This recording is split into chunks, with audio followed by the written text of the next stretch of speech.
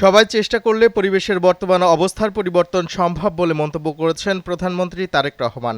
সকাল 10টায় রাজধানীর চীন-মৈত্রী আন্তর্জাতিক সম্মেলন কেন্দ্রে জাতীয় বৃক্ষ মেলার উদ্বোধন করে তিনি একথা বলেন। এ সময় পরিবেশ রক্ষায় বিশেষ ভূমিকা রাখায় 3 ব্যক্তি ও প্রতিষ্ঠানকে জাতীয় পরিবেশ পদক 2025 তুলে দেন প্রধানমন্ত্রী তারেক রহমান। বৃক্ষরোপণ এবং পরিবেশ সংরক্ষণের মতন এই যে বিষয়টা, এটা আমাদের একটা নৈমিত্তিক অভ্যাসে যদি আমরা পরিণত করতে পারি, তাহলে আমরা সকলের বক্তব্যে যে কথাগুলো বলি যে একটা স্বাস্থ্যকর বসতি গড়ে তোলা দরকার, আমাদের গড়ে তোলা উচিত, আমরা কাজ করছি, এই সবগুলো তাহলে ধীরে ধীরে আসলেই বাস্তবে রূপ নিতে পারবে। তত্ত্বাবধায়ক সরকার ব্যবস্থা বাতিল সহ সংবিধানের ৫০ সংশোধনীতে আনা কয়েকটি বিষয় অবৈধ ঘোষণা করে হাইকোর্টের দেয়া রায় বহাল রেখেছেন আপিল বিভাগ। ফলে সংবিধানে ফিরেছে গণভোট ও তত্ত্বাবধায়ক ব্যবস্থা। সকালে প্রধান বিচারপতি জুবায়ের রহমান চৌধুরীর নেতৃত্বাধীন 4 বিচারপতির আপিল বেঞ্চ এই রায় ঘোষণা করেন।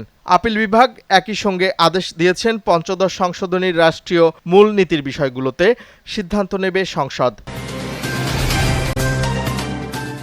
বর্তমান সরকার উপজেলা পর্যায়ে সব ধরনের স্বাস্থ্যসেবার উন্নয়নে কাজ করছে বলে জানিয়েছেন স্বাস্থ্য ও পরিবার কল্যাণ মন্ত্রী সরদার সাখাওয়াত হোসেন। রাজধানীতে একটি হোটেলে স্বাস্থ্য বিষয়ক অনুষ্ঠানে কথা বলেন তিনি। স্বাস্থ্যমন্ত্রী বলেন, উপজেলা হাসপাতালগুলোকে আরও শক্তিশালী করতে সরকার কাজ করছে। প্রাথমিক স্বাস্থ্যসেবা নিশ্চিত করাই এই সরকারের লক্ষ্য। The main objective of this government is to ensure the primary health care of our people.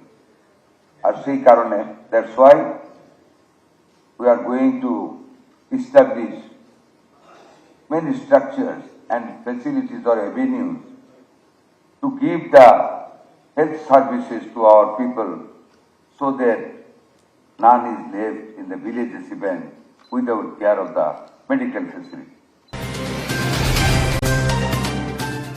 বঙ্গোপসাগরে সৃষ্ট লঘুচাপের প্রভাবে টানা বর্ষণে বিপর্যস্ত চট্টগ্রাম, কক্সবাজার সহ 3 পার্বত্য জেলা। বান্দরবানের লামা ও কক্সবাজারের চকরিয়ায় পাহাড় ধসে 7 জনের মৃত্যু হয়েছে। টানা ও ভারী বর্ষণে বান্দরবানের সাঙ্গু ও মাতামুহুরী নদীর পানি বিপদসীমার উপর দিয়ে প্রবাহিত হচ্ছে, যার ফলে জেলার বিভিন্ন নিম্নাঞ্চল জলমগ্ন।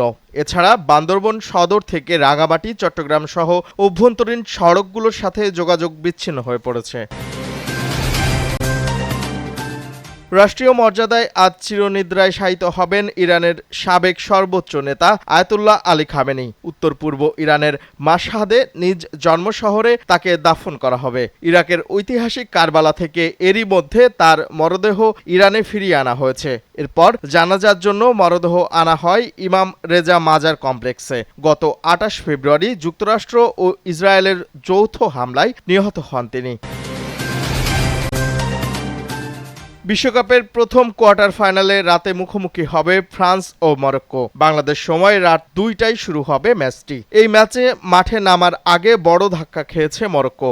দলের অন্যতম ভরসা ও চলতি আসরের দুর্দান্ত ফর্মে থাকা মিডফিল্ডার ফরোয়ার্ড ইসমাইল সাইবারি চোটের কারণে গুরুত্বপূর্ণ এই ম্যাচে খেলতে পারছেন না। অন্যদিকে স্বস্তিতে নেই ফ্রান্সও। কানাডার বিপক্ষে মরক্কোর ফর্ম ভাবাচ্ছে সাবেক বিশ্ব চ্যাম্পিয়নদের। তবে গত বিশ্বকাপে সেমিফাইনালে মরক্কোকে হারানোর সুখস্মৃতি এ ম্যাচে এগিয়ে রাখছে তাদের।